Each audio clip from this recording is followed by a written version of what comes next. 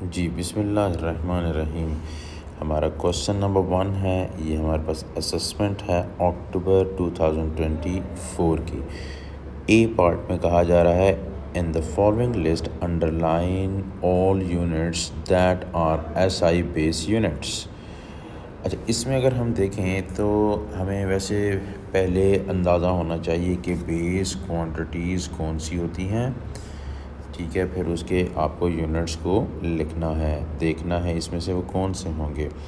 अगर हम देखें एम्पियर जो है वो करंट का यूनिट है। अब देखें जो करंट है वो एक बेस क्वांटिटी है। एक तो इसको आप अंडरलाइन कर लें। अच्छा, डिग्री सेल्सियस की बात करते हैं, क्योंकि हमें ये पता चलता है कि डिग्री सेल्सियस यूनिट है टेम्परेचर का, बट वो उसका ऐसा यूनिट नहीं है। ऐसा यूनिट जो होता है वो केल्विन होता है। इसका मतलब इसको हम अंडरलाइन नहीं करेंगे। किलोग्राम जो है ये मास का यूनिट है और ये इसका ऐसा यूनिट भी है। मतलब मिलीग्राम नहीं है, ग्राम नहीं है, किलोग्राम हमें पता होना चाहिए कि वो मास का ऐसा ही यूनिट है। अच्छा, अब ये देखें न्यूटन जो है वो यूनिट होता है फोर्स का, और जो फोर्स है वो बेस क्वांटिटी नहीं है, डेराइव्ड क्वांटिटी है। तो इसीलिए हम इसको भी अंडरलाइन नहीं करेंगे। करेक्ट आंसर क्या बना? एम्पियर, और अंडरलाइन में किलोग्राम आ जाएगा। डिग्री सेल्सियस भी नहीं है और न्यूटन भी नहीं है। राइट, आगे बढ़ते हैं बी पार्ट में। Figure 1.1 shows a horizontal beam clamped at one end with a block attached to the other end. अब देखें, इसने ऑसिलेट करना है। ठीक है, वर्टिकली ऑसिलेट करेगा इस तरह से। The block is made to oscillate vertically. The Young modulus of the material of the beam is given by this equation. अच्छा, जिन बच्चों को अनसर्टेनिटी में प्रॉब्लम है वो इस क्वेश्चन को गौर से सुनेंगे, उनका ये प्रॉब्लम सॉल्व हो जाएगा। अच्छा, यहाँ पर क्या कहा गया है? m is the mass, t is the time period, k is the constant. अब पहले ये देखना है कि हमें क्या क्या चीज़ दी हुई है और क्या चीज़ फाइंड आउट करनी है। ज़रा ध्यान से आपने पढ़ना होता है। क्या है? k, m और t। ठीक है, क्वांटिटीज़ दी गई हैं। हमें कहा गया a student determines the values and percentage uncertainties of percentage uncertainty के भी दी हुई है, एम भी दिया और टी भी दी हुई है। यहाँ सेपरेटली इनकी परसेंटेज अनसर्टेनिटीज़ लिखी हुई हैं। अच्छा, अब देखें, इसमें बात यह है कि यानी के अंदर भी अनसर्टेनिटी है। कि कांस्टेंट है, कांस्टेंट जो होता है वो यूनिट लेस भी हो सकता है। कांस्टेंट जो है वो हमारे पास विद यूनिट्स भी हो सकता है। ठीक है, ये वो मेंशन कर देता होता है कि जो कांस्टेंट है वो यूनिट के साथ है या नहीं है, नंबर 1। और ये भी बताता है कि इसमें कोई अनसर्टेनिटी है या नहीं है। यहाँ पर हमें जो कांस्टेंट दिया गया है उसमें उसकी अनसर्टेनिटी बताई गई है।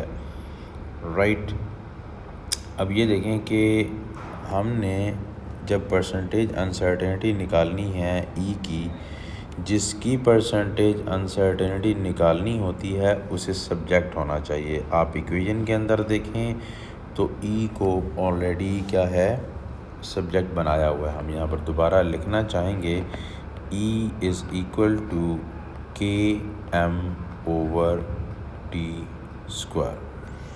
ये हमने लिख दिया। अब हमने परसेंटेज अनसर्टेनिटी किसकी निकालनी है? ई की। दो चीज़ों का पता होना चाहिए उसको। एक तो आपने सब्जेक्ट बनाना है, उसकी पावर 1 होनी चाहिए। आप देखें ये सब्जेक्ट भी बना हुआ है, इसकी पावर भी 1 है। अब इससे आगे आपने परसेंटेज अनसर्टेनिटी का फार्मूला बनाना होता है। क्या करेंगे आप? पहले डेल्टा ई लिखें, फिर E multiply by 100 is equal to, देखें ये delta E means absolute uncertainty in E. E जो है ये वाला, ये एक्चुअल वैल्यू है, मल्टीप्लाई बाय 100। ये परसेंटेज अनसर्टेनिटी फाइंड आउट करने के लिए उसका हमें फार्मूला बनाना पड़ता है। पहले हमें एक इक्वेशन दी जाती है, उस इक्वेशन को देखकर हम परसेंटेज अनसर्टेनिटी का फार्मूला बनाते हैं। तो क्या बनेगी? डेल्टा के over k multiply by 100 plus delta m over m multiply by 100 plus uncertainties हमेशा प्लस होती हैं, चाहे डिनोमिनेटर हो चाहे न्यूमरेटर। देखें के और एम आपस में मल्टीप्लाई हो रहे थे तब भी हमने प्लस का साइन लगाया। अब देखें कि हमारे पास जो टी है वो डिनोमिनेटर में है तब भी हमने प्लस लगाना है, मतलब अनसर्टेनिटीज़ ऐड होती हैं, राइट। तो आगे लिखते हैं। अब देखें टी की पावर कितनी है 2, जितनी पावर होती है वो मल्टीप्लाई हो जाती है, delta T over T multiply by 100।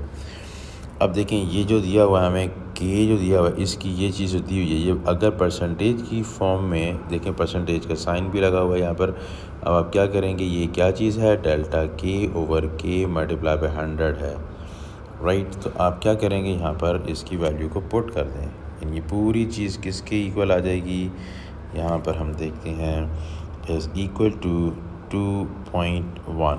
ये देखें 2.1 है, फिर प्लस करें आप m के लिए, यानी ये जो चीज़ दी हुई है ये पूरी चीज़ परसेंटेज की शक्ल में दी हुई हो तो उस बात का ये मतलब होता है delta m over m multiply by 100।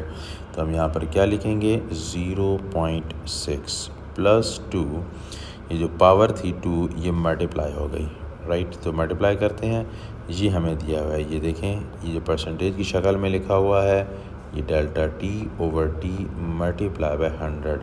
तो हम यहाँ पर क्या पुट करेंगे 1.5, ठीक हो गया। अब आप क्या करें, इसको ज़रा सॉल्व करेंगे, यानी 2.1 प्लस 0.6 2.7 हुआ, यहाँ पर मल्टीप्लाई करेंगे ये 3 आ जाएगा, ठीक है।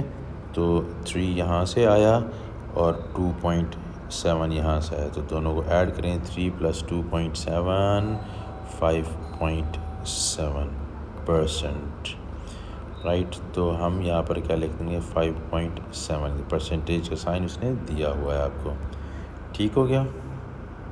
मतलब ये कि इसमें अगर आपके पास परसेंटेज अनसर्टेनिटी का क्वेश्चन आता है, पहले जिसकी परसेंटेज अनसर्टेनिटी निकालनी होती है उसे सब्जेक्ट बनाएं और उसकी पावर 1 होनी चाहिए।